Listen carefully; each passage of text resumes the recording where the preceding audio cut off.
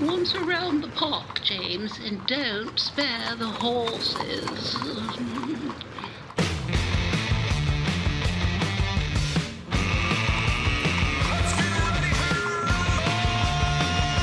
It's showtime.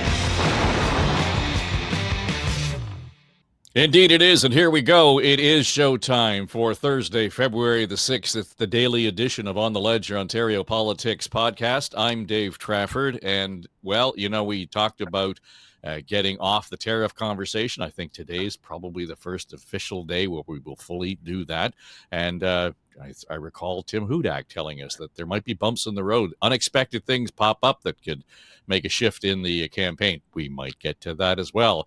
All right, welcoming in, John Tory is here, the former mayor of Toronto. Keith Leslie, one of the usual suspects here at On the Ledge, and you also see and hear him on CHTV. Tim Hudak, former PC Ontario leader, and a partner at it's Council PA, right? Council Public Affairs, one of Canada's leading public affairs companies. And that's why he's here. All right. And John Wright is our resident veteran pollster on the Ledge. And so let's start with the story out of the Star today, and it has nothing to do with tariffs. John Tory, I know there's all kinds of allegedlys being thrown around, but the story essentially is a lawsuit being initiated by one developer who claims that two staffers at Queen's Park did not deliver on their promise to lobby on their behalf to get properties essentially freed up in the Greenbelt.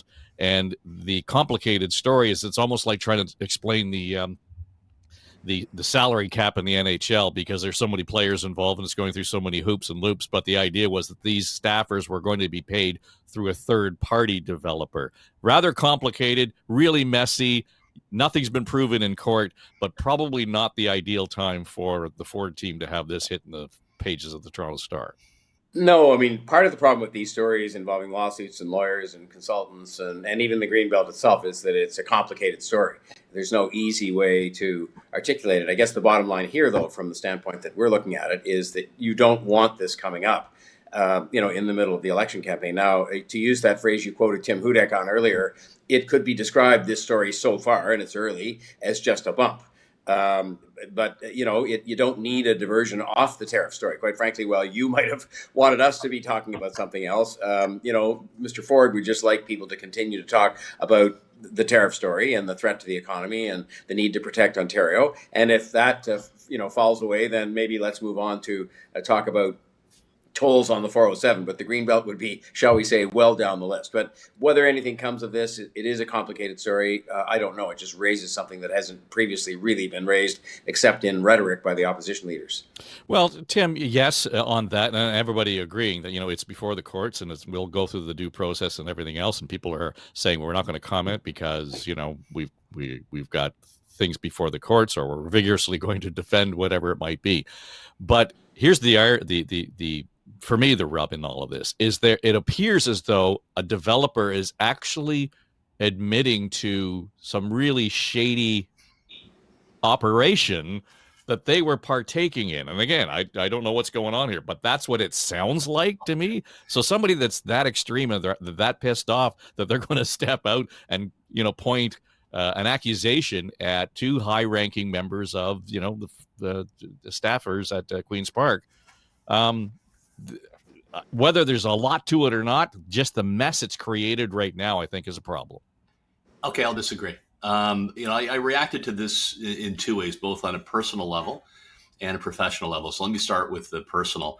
When I read this story this morning, Dave, my heart sank. I know both these. I'll still think of the young men. Even John will tell you, when we're in politics, we remember staffers. You might think that they're younger than they are because when they first started. But I know both these guys, and I don't think they would have been involved with something like this. My heart breaks to even contemplate that notion. And, on a personal level, what gave me some relief on this is this is a pretty much of a stretch. So you got a shady developer, right, who says, I tried to bribe government officials and they didn't carry through on the bribe, right? So I don't know how credible this source is. On a second level, the politics level, I don't think this dog is actually going to hunt as much as you may think it will, for two reasons. Number one, none of the land actually changed the zoning and those properties, one of which was in my old riding in Grimsby. So no action was taken to back up this developer's accusations. Sure, I'm sure the Tories hope there would be no story, but again, I don't think it's going to hunt very far. And secondly, I just don't think there's a there when it comes to corruption on the Greenbelt. Terrible process, sloppy as hell. It should have been backed up by science, something arm's length in reviewing any properties. They got in trouble and they backpedaled at 100 kilometers an hour to get out of it. But I don't believe that a focus from the New Democrats or Liberals on corruption on the Greenbelt is actually going to get them further ahead in the campaign. John Wright, what do you think? A mild scratch, not a wound.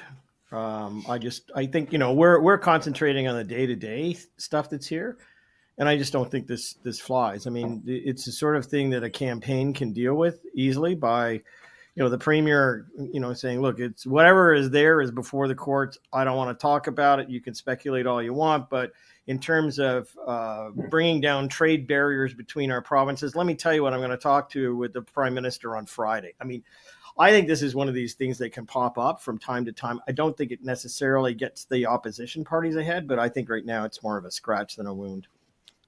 Well, and I think, Keith, and I will look at this the way the process is. I can't imagine what's in it for the developer here if, in fact, these allegations are true. I don't quite get the upside in any of this for them. I guess he's still got some land that he needs developed. But I agree with you. I don't see what his upside is here to say. I literally tried to bribe these government officials. We set up a procedure with a third-party company that would pay them, or these progressive conservative government officials. We set up a process that would pay them.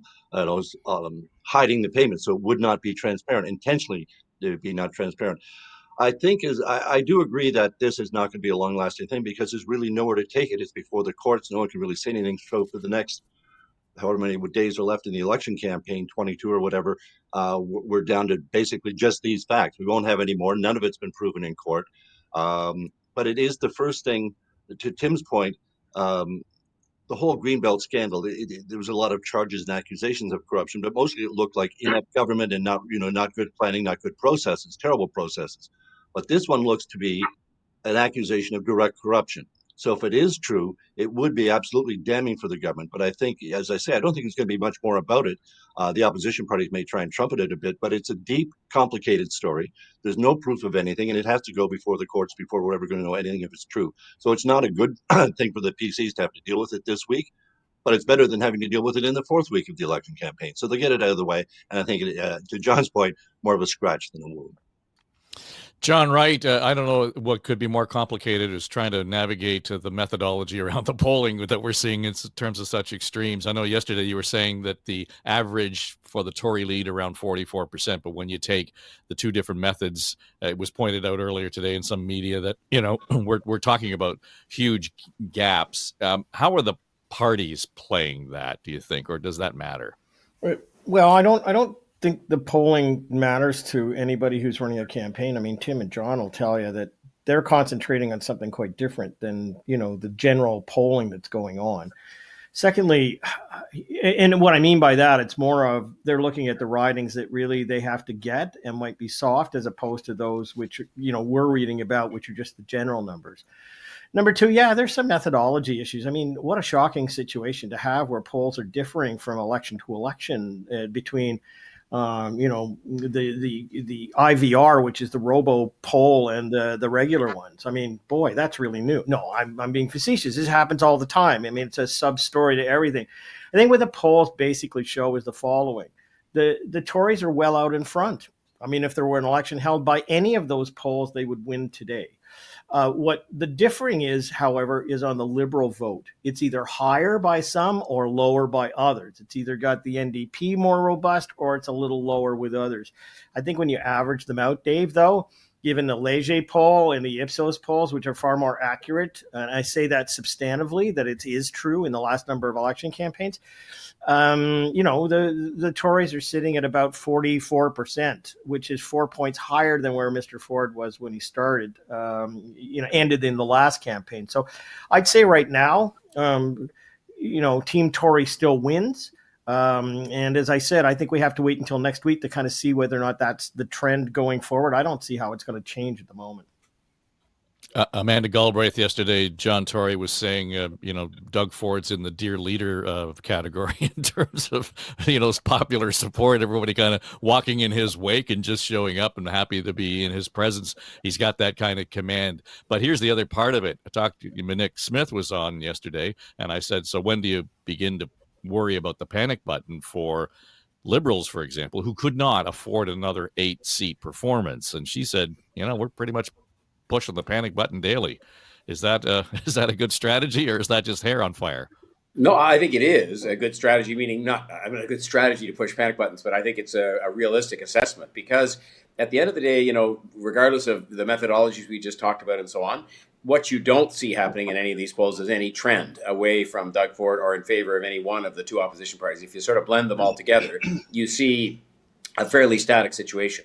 And that's one of the reasons why I've been amazed that they haven't had more discipline on their messages. Both of these opposition parties are all over the place, and that plays into the hands, as it did for decades, of the governing party, in this case the Conservatives again, because the opposition vote kind of stays where it is. And if you look at seat modeling, which is even less precise, John, I think would agree, than all the rest of this, you would see the Liberals ending up potentially with an improved vote, about the same number of seats. And that is a problem, where they are not an official party. They don't get funding. They don't get the status in the House. So I think that they are wise to be concerned about that. And I'm just astounded they haven't had more discipline to their message, to try to establish themselves where they show up in the polls, which is as the sort of, I'll call it the second place party across the province, and try to, boost that up and get a bit of that trend going, a bit of momentum.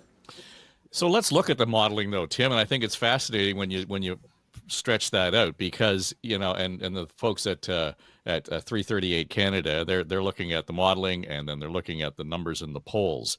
And right now, with the number around 45% for the Tories, they're hinting that Tories could have like 99 seats in the legislature.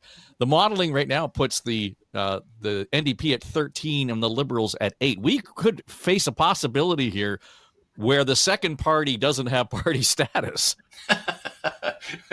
Wow, that'd be something. What a role that would be for Doug Ford historically. But look, first week, right? First week, so I think everybody should just ease off a little bit. The fact of the matter is that President Trump giveth and President Trump taketh away.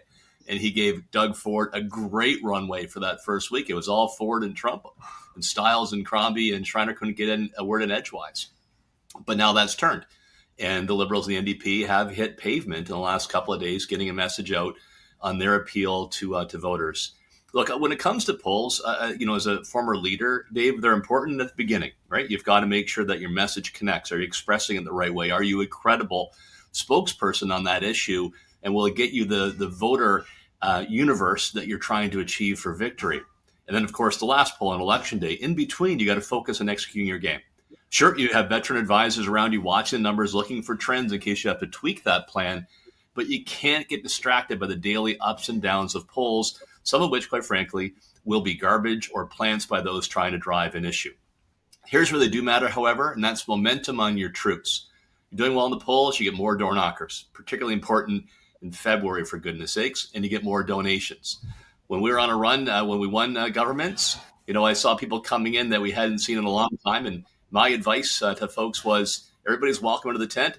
Just put a date stamp on them when they arrived. Dave, I think the other thing we talked about yesterday, though, was just the focus of the Liberal campaign. And I think that's what many reacted to, was just, taking a look at this and saying the wheels. As I said yesterday, I remember when Dalton McGuinty's first campaign happened, and I remember being on News Talk 1010, which I think was called CFRB that night, when there was a bus breakdown on the Gardiner Expressway. Mike Harris was doing quite well. I said, the wheels have come off the bus. And in fact, they had, literally. I think the real issue here is how can the Liberals have any traction with the kind of campaign that they're running? Secondly, if they've thought that they've done well at the outset by saying that they're just going to deal with healthcare, which is a single note issue, which I can't understand why you would just go in that direction. Can you shake up the campaign at this stage, pivot and move on to something different? The other thing, however, is to go and sort of say, well, what are my expectations? Right now, the polls show as you rightly just said right now, the seat modeling gives them 8 seats, which is, tenuous with what they've got right now in terms of having even official party status. I think in a situation like this, you kind of go, I'm going to go for 15 ridings. That's it. I mean, if I'm going to achieve anything, I'm going to win my seat. I don't know whether Bonnie's going to win her seat, especially with Patrick Brown's mother-in-law running against her. But you got to focus on what you can get in the breadbasket as opposed to all over the place and having a great big campaign. So I think it really is not so much a reflection of the polling right now. It is a reflection of their campaign, which doesn't seem to have a focus, doesn't seem to have a proper slogan that's recognizable, doesn't have great execution, and frankly is kind of scattered all over the map in terms of what they're trying to achieve. Well, but yesterday, Dave, that's why I would Yeah, ask go, the John. question of whether I've been talking about the single note of healthcare only because it is a vulnerability of any sitting government right now, probably anywhere in the country, but including here. So fine, if it isn't healthcare, then what's it going to be? Because as far as I can tell, that one day it's tax cuts, and the next day it's ODSP payments doubling, and I forget a third day it'd be something else. And I agree with John in that regard. There's just no focus. There's no message to it, except I'm not the other guy. And so I would have said if they want to pick health or they want to pick something other than tariffs, it gives them a better chance of establishing a place for themselves and maybe getting some momentum as opposed to this thing, which is, now, as Tim said, it's early, but nonetheless, it doesn't seem like they're getting any real traction, to use that expression you used. I just want to say, Well, I let agree me with just John. go to the Crombie. Hang on, Yeah. Keith. Just go to the Crombie announcement because I want to come back to something that John Tory just said, and she was, making the announcement about ODSP, which is the disability benefit here in Ontario. The Liberal Party of Ontario will double the ODSP for all those across our province who are using it. And since I know, thank you.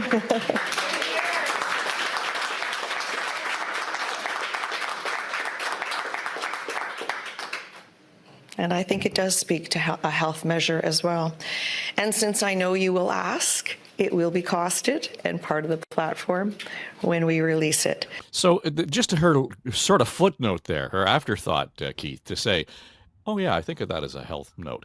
I think there's a failing in the campaigns generally when we talk about affordability, for example. You could turn the tariff story into an affordability story really easily. You can turn ODSP into a healthcare story very easily in terms of not just the health and well-being of the people who take the benefit, but the cost savings of increasing that for the healthcare system. But it wasn't framed that way. Nope. So it's not that it's just one thing. It's not, what we're lacking is the ability to pull the thread through and create a larger narrative. Well, and that's the obvious one here. I agree with John. I thought as well, and I still do, that they should stick as healthcare as their focus for the Liberal campaign. But there's so many aspects to healthcare. There's the lack of family doctors, which of course they've touched on.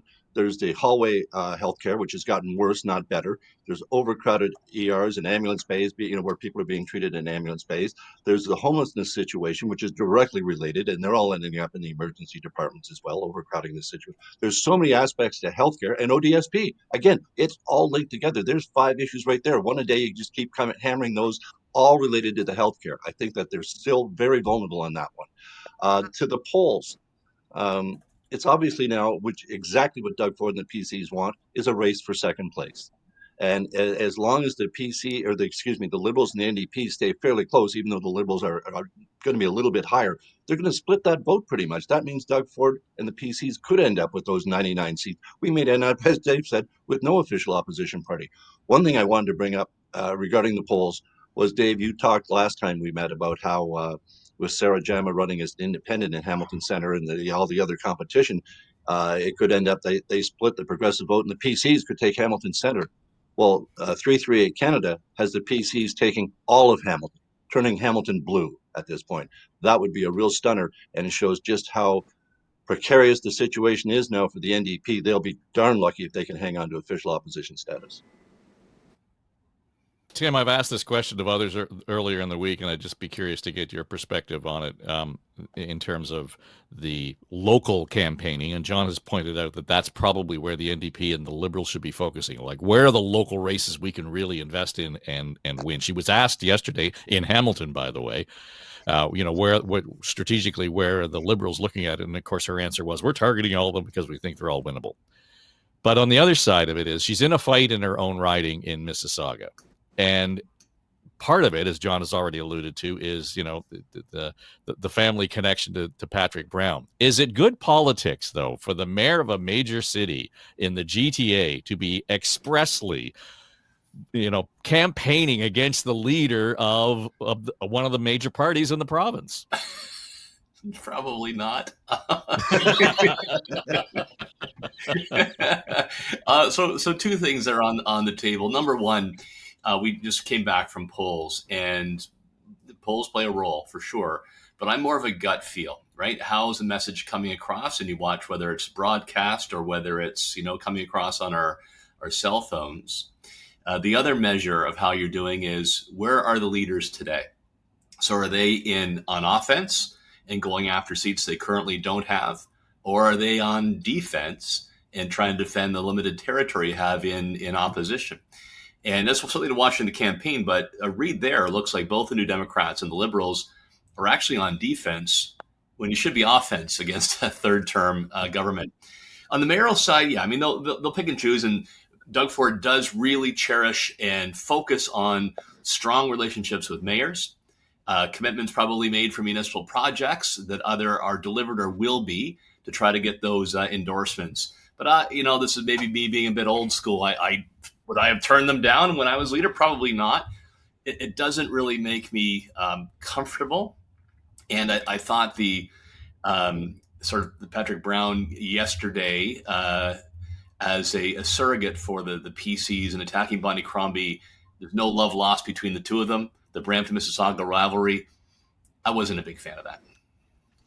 John, Tory, weigh in as former mayor. I saw it. I was just going to say, when you were laughing earlier on, I mean, there's such a history to this that it almost has nothing to do with the Ontario election. I think if there was no election, I might have been jousting that way. So, look, I'm with Tim. I mean, I don't think there's necessarily any place for this, but there's such a long history between those two. And, let's remember how it got started, too. It got started with the Conservatives playing this clip, which they probably knew would cause some mischief, of Bonnie Crombie saying in a way that might have been perfectly harmless, well, Brampton's not my city, I'm not going to events there or whatever, but they made it sound sinister. And then Patrick Brown, as Tim says, was dutifully recruited to say, this is an outrage, she should apologize immediately. I mean, it's political theater. To me, I think they both wasted their time, yesterday on that, because they should have been talking about the stuff we were talking about earlier, various aspects of healthcare, anything except that, because I don't think that wins or loses a vote for anybody. Take us back to the beginning of this campaign, John Wright, and and Tim has already alluded to the idea, where are the leaders today? And it's remarkable as we track it that in every post in terms of where the premier is going to be on a daily basis, he's always at some point, not exclusively, but at least one of his stops includes workers at, a union members with. And it's a really substantial and an interesting part of this story that, sort of undertold in all of this. But he's really cutting a lot of the grass that the opposition may have otherwise enjoyed. But at the same time, he's expanding a base that we wouldn't have thought he had otherwise. Yeah, but Monty McNaughton, had mowed that lawn for quite a period of time and already had, the unions on board. I mean, this has been a very friendly union conservative party. I mean, it's not surprising to me that that's taken place. But you mentioned a phrase, and that was, let's take us back to the beginning of the campaign. And I know we've got still a period of time to go on, but I want to go back and reference the clip that you just played. And I saw the whole circumstance where Bonnie Crombie had her press conference, and she talked lovingly and sensitively about her father and some of the afflictions that he had when she visited him in Seton House. So it was a very emotional kind of time. But if you just played that clip on its own and the background that it had, it has no enthusiasm to it. There's no bite. There's no attack. I say to my kids, love the world, but frankly, anger has changed the world a hell of a lot more than love has. And the reality is that, if you go back to the beginning of the campaign, the Liberal campaign has been a disaster. I mean, whether you start in Barrie and it's in the wind and you're wearing a cap and holding it on with two people, the next day you're out doing something and it's got a backdrop that's not working for you. It's something here. Like, it just seems that the campaign, itself is not generating the heat and the attraction that it needs to have on a solid footing. So campaigns matter. On the other hand, there's a constant framing of the campaign for the NDP. It's not necessarily what they say, but it's also the visual backdrop, where it's always the same now. Merritt Stiles is front and center. There's a great group of people in the background, who are nodding their heads and going with her. It's something substantive. She's following the union run in terms of most of the cities that she's going into. There's a plan. There's a campaign that's framed with enthusiasm. I mean, even the Liberal bus itself has Bonnie Crombie's name is in mice type along the bottom of the bus. And if you actually lift the doors on the luggage of that bus, it blots out Doug Ford's name. Like, it seems to me that they've had all this time to prepare for something and it's not there. So I go back to the beginning of the campaign and see what's changed. The other two parties, the NDP and the Conservatives, really haven't changed. They've stuck to their guns. They've had a clean campaign. They've had all the right whistle stops. It's the Liberals, which I think are not generating the hope and the light and even the anger that is to represent the voters that they got to get out to the polls. Keith, at the risk of bashing or being accused of bashing the Liberals, I think a lot of what John's talking about is self-inflicted. And I want to point out something that Siobhan Morris posted on X yesterday. Siobhan is the Queen's Park bureau chief at CTV.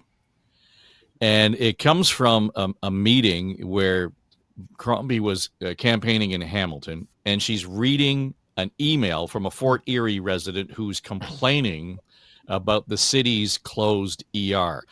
It's just over a minute, but I think you got to play the whole thing out to get the effect of it.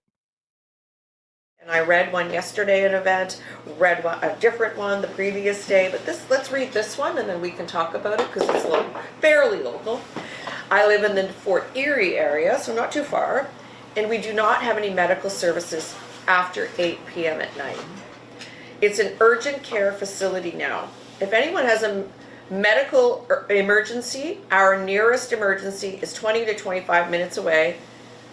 Niagara Falls, Welland is 40 minutes away because there is no direct route from Fort Erie, or the farthest is in St. Catharines, probably 45 minutes away. The previous government stripped the hospital. This government, not the other, the Ford government stripped the hospital and reduced it to an urgent care center. Ford will finish us off. On the bright side, we do have 3 cemeteries. Oh gosh, my son is waiting for an MRI 9 or more months now. I'm sure if Ford or Jones needed one, it would happen in the blink of an eye. Of course, insiders, they're right. They go to their friends. Oh my gosh, it's like a focus group. And as Siobhan points out, it seems as though the leader didn't know that the ER was converted to urgent care in 2009, again, under the Liberal government. She's reading it cold, Keith. You and I have been handed cold copy. She never in a should have live been handed broadcast. that It's cold dangerous. like that. To do that in a campaign is, what are we doing here? Just when she says, "Oh my God," you can tell she hasn't seen this before. There's a ridiculously funny script. It wasn't scripted when Casey Kasem was doing America's Top 40, and they gave him he used to say, and this song is dedicated to Lucy, whose dog just died, and Casey loses it. It's an outtake. You give me a death dog dedication. What am I supposed to do with that?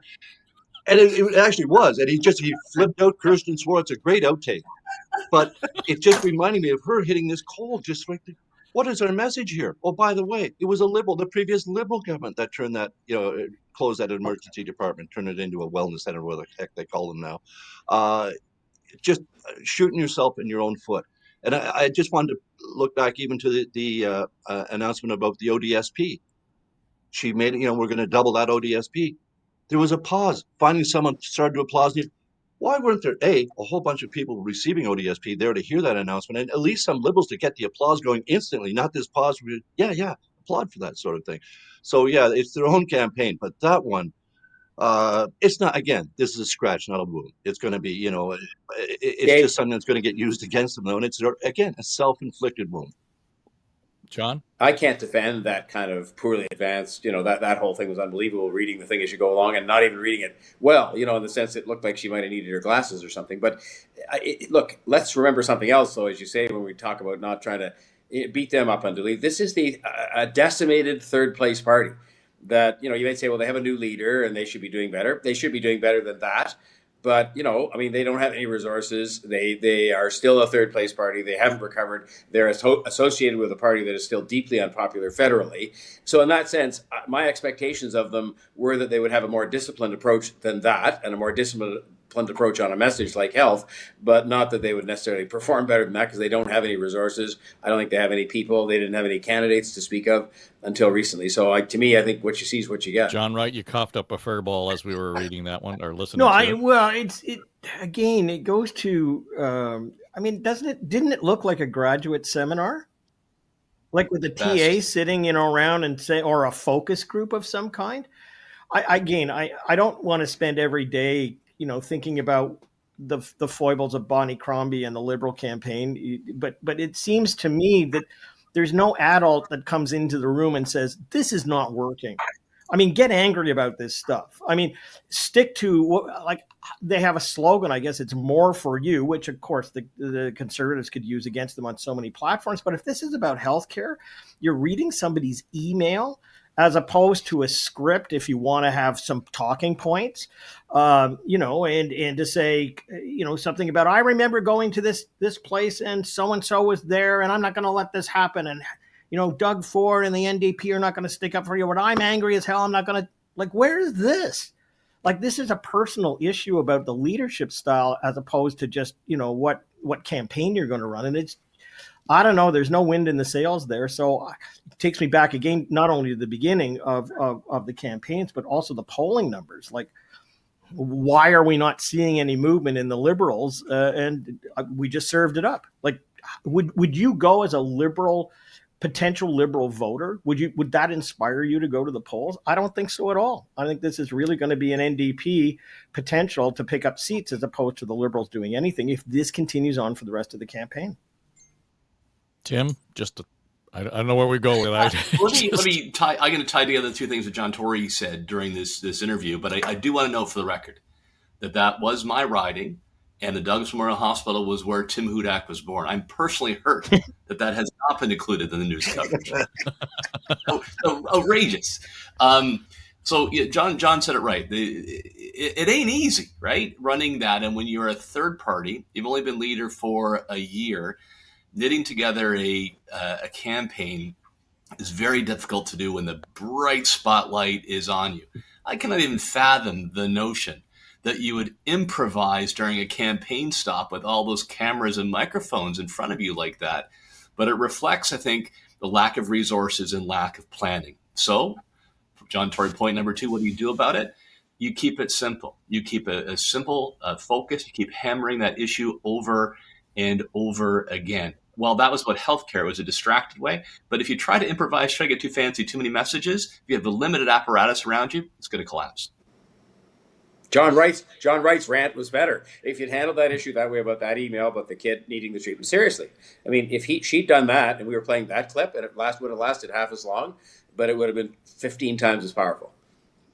Yeah, there was a day, John Tory, when that would have been the leader sitting at the kitchen table with the mother who was telling the story, as opposed to sitting in somewhere in Hamilton reading an email from Fort Erie. Yeah, but you know what? There's another fault. We can get into the minutiae of how events are presented, but that was just poorly presented as well, because they were sitting at some table and there were clearly other people there she was speaking to, and yet we don't see them. And that's sort of rule number 1. Yes, you want the leader to be in the frame and people to see who's speaking, but we should have seen that table, because it probably was some kind of a kitchen table and they were discussing healthcare. It was just poorly done in terms of presentation and poorly done in terms of the way the content was expressed, not with outrage and not with any kind of fire and brimstone, but just this kind of poorly read email.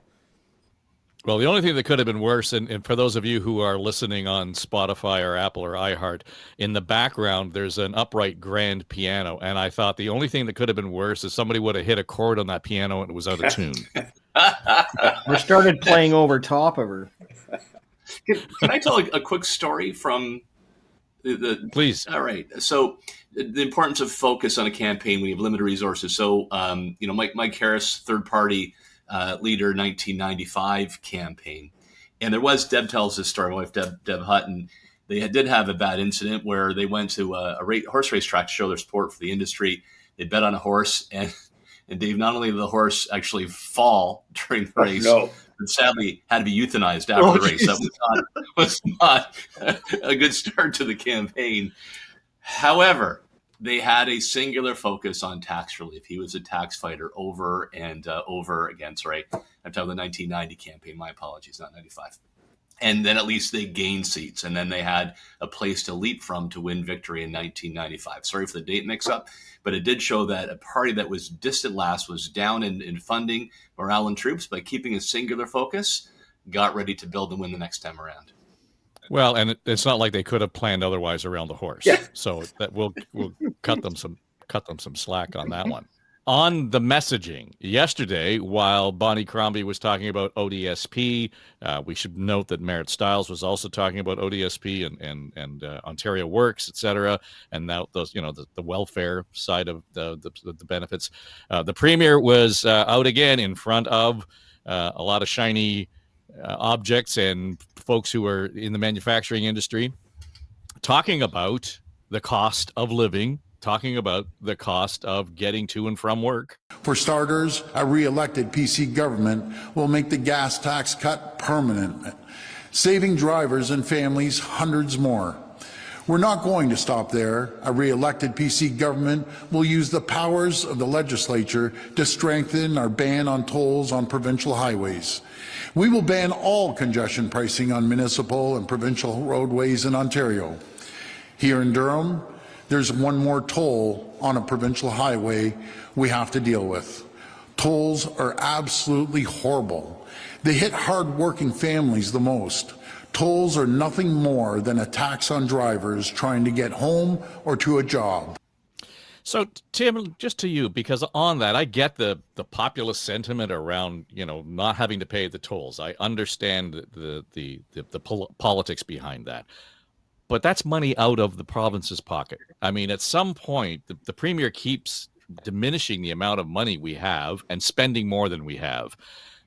I don't understand how we keep on that track where we're cutting taxes, we're not increasing taxes, we're cutting tolls, not increasing tolls, but at the same time, we're spending more than we've ever spent before. I'm no math guy, but I'm just saying that doesn't add up, and I'm not sure how long it's sustainable.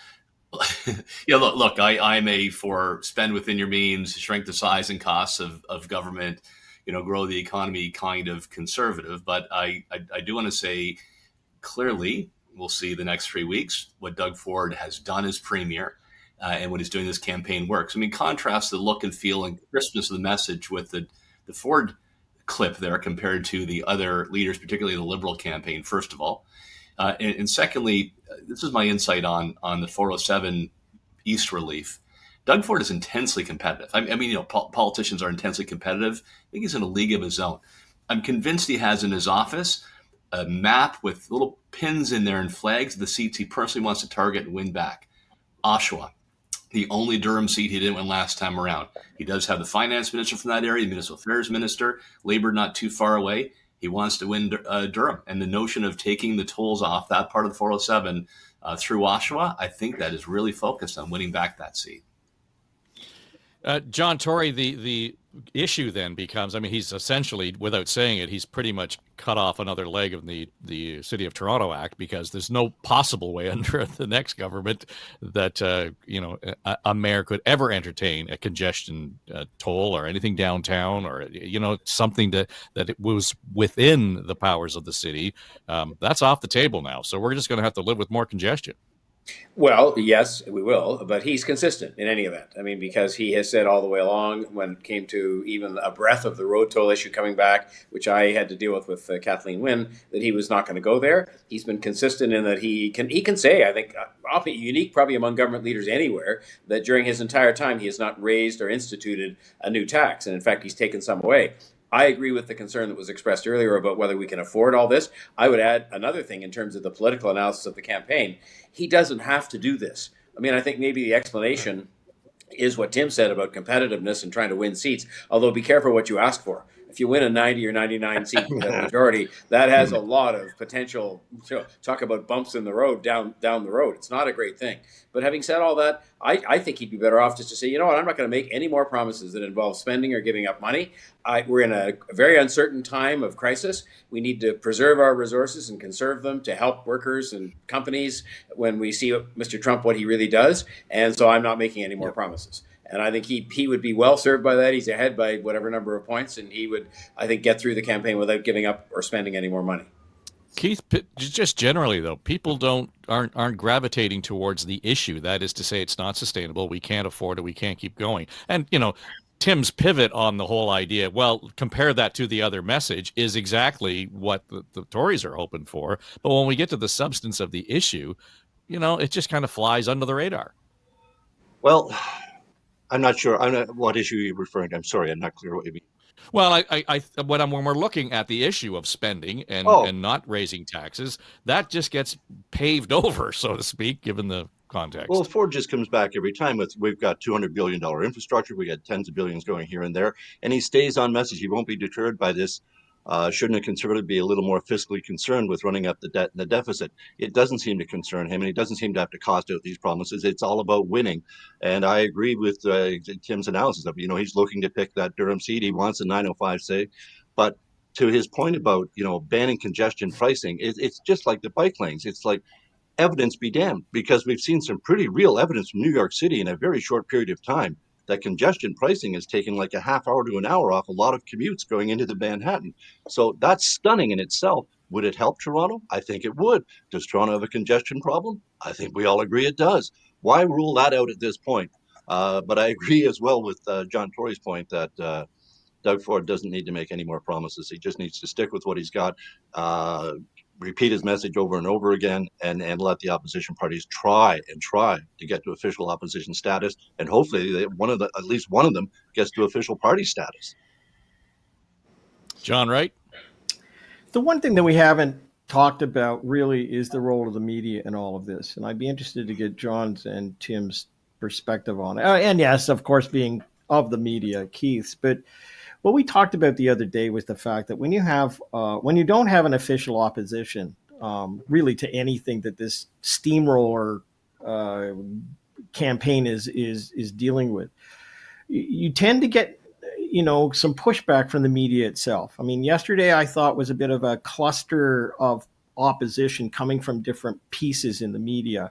The premier has said, I'm only going to take 6 questions. I mean, that had an eruption there. There was pushback on a few other areas, and now profile on the lawsuit that we've talked about at the top of the show. There were some editorials that I saw and some opinion pieces that were starting to burble up. So I'm curious to see over the next 2 to 3 days whether this continues a bit of a momentum where there are now, the opposition becomes, not so much the media per se, but there's a number of things that suddenly become highlighted, and that it's taken in that direction because there's a view of, there's nobody on the ground really representing that view. So I'm not saying it's a pack, but what I am saying in the last 24 hours, I noticed it. Like all of a sudden, there's a bit of a burbling going on here, and I wonder whether or not that's something we can expect to see over the next few days. Was his hot mic moment anything?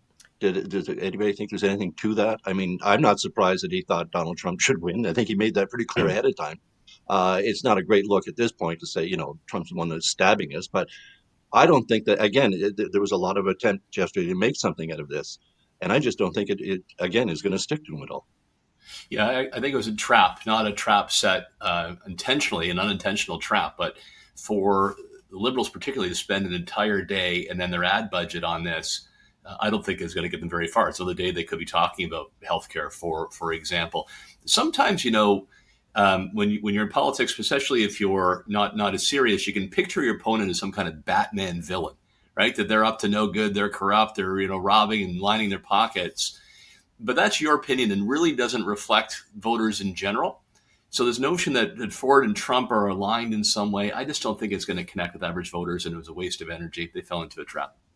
Well, John I Tory, don't disagree that they wasted their time on it, but I will say I think with most voters they would have said if you had to pick, well, who would Doug Ford likely have voted for in the election if he was voting, Trump or Harris? They would have said Trump because they just would have said that. And so to me, people would have shrugged their shoulders, I think, and said no surprise that Doug Ford thought his election was a good idea, and also no surprise he's now mad about it.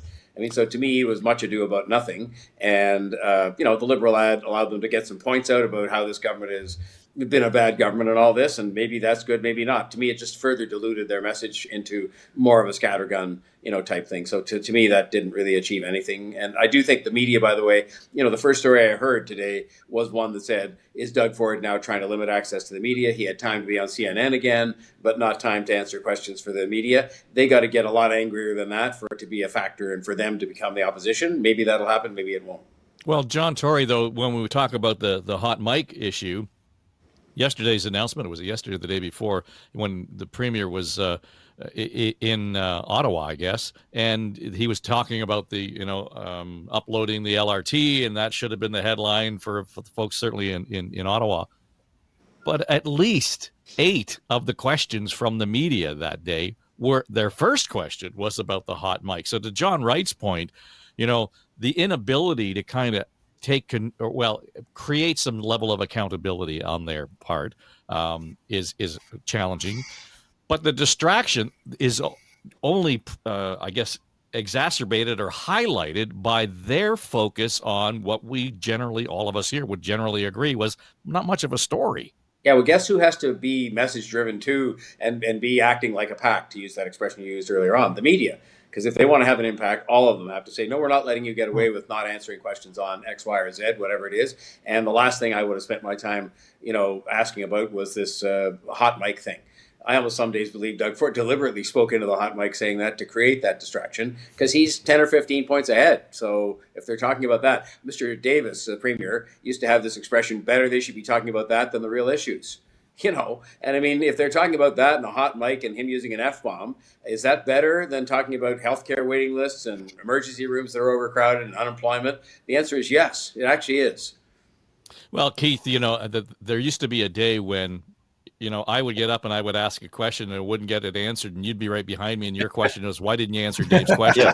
So, but there isn't even that anymore. Well, first of all, there's not enough journalists around to do that anymore. Everyone's looking out for themselves. Right. Their assignment editor said, you got to ask this question. We're only going to get 6 questions. We have to keep it on topic. By the way, the limiting of questions, I go back to, I covered Jack Layton's campaign in 2011, and he limited questions to 3 a day in English and 1 in French, and then 1 local. So this is not new for someone to limit questions. And by the way, you mentioned about the tour bus before. Jack Layton, when we lifted up the luggage gate, his mustache would go to his forehead. We loved it. It was a great image for us. He wasn't too keen on it. They always tried to close it before he came out of the event, but we'd try and make sure it stayed up for him. All of it is image, right? And it just shows that this relating to people on any kind of level you can, whether it's humorous or straightforward, a mock of your mustache on your forehead, it all can work. And campaigns will change everything and anything, or they won't change a darn thing. So it's interesting to watch this right now as we see Ford just sticking to his guns, just no matter what he's pushed at. Even the Trump thing, the hot mic, which I did not think was anything. I think it would be a one-day wonder, but he got me so mad he makes me swear sometimes. No, I think a lot of Canadians have cursed Trump in the last little while. So I think all in all, we see a premier and a PC party sticking to message, staying on exactly what they want to talk about for the most part, and opposition parties just floundering around trying to find something that will stick when there's a whole lot of things that should be sticking, but they're just not getting any ground with it. And is it the media's fault? In part of this is the first campaign, by the way, where no party, not just the premier, no party has put on a campaign bus for the media to follow around. Right. So reporters are literally driving around, trying to catch up to these events, trying to do some by streaming. And when you talked about the one in Ottawa, where he got into the hot mic questions, what you've got there is, I would imagine, all Parliament Hill reporters resenting the fact they have to go cover a provincial damn thing off Parliament Hill, and not really grasping that the issues had moved on from the hot mic thing. We should be asking other issues, the LRT, all those sorts of things. So it all combines, but the lack of resources, not just for the opposition parties, but in the media itself, there's just so many fewer reporters that they don't stand up for each other. They don't come back and say, I got to ask this, but you didn't follow Dave's question at all. You just gave an answer non sequitur. Can we stick to that? Those days, sadly, we used to do that a fair amount. Those days are long gone. And it's just Tim and I remember. Having flashbacks here. You just triggered them all. I'm sorry, guys. There we go. All right. Well, let's leave it there. And that is the regular Thursday edition of On the Ledge. Thanks to John Tory, Tim Hudak, Keith Leslie, John Wright. And just a reminder, we are on YouTube. You can find us there. And if you want to get it on just the audio platforms, of course, Apple, Spotify, iHeart, we have been there. And it's great to see, typically I worry that maybe doing this on a daily basis, we're going to see audience come and go. It's all been very great response, and certainly on the YouTube channel as well. So if you've got anything to say about the show or questions about the show, complaints about what we've got to say, you never know. You can go to my website, davetrafford.com. There's a talk back message button there on the On the Ledge page. Just hit it, leave the message, and if we think it's suitable, we'll be happy to include it in upcoming programs. All right, that'll do it for us for today, February the 6th. It's just ahead of 10 o'clock, so things may have changed by the time you hear this, but we'll be back at it again tomorrow. We'll round out the week with our final and daily edition this week on the Friday show of On the Ledge, your Ontario Politics podcast. I'm Dave Trafford for Story Studio Network.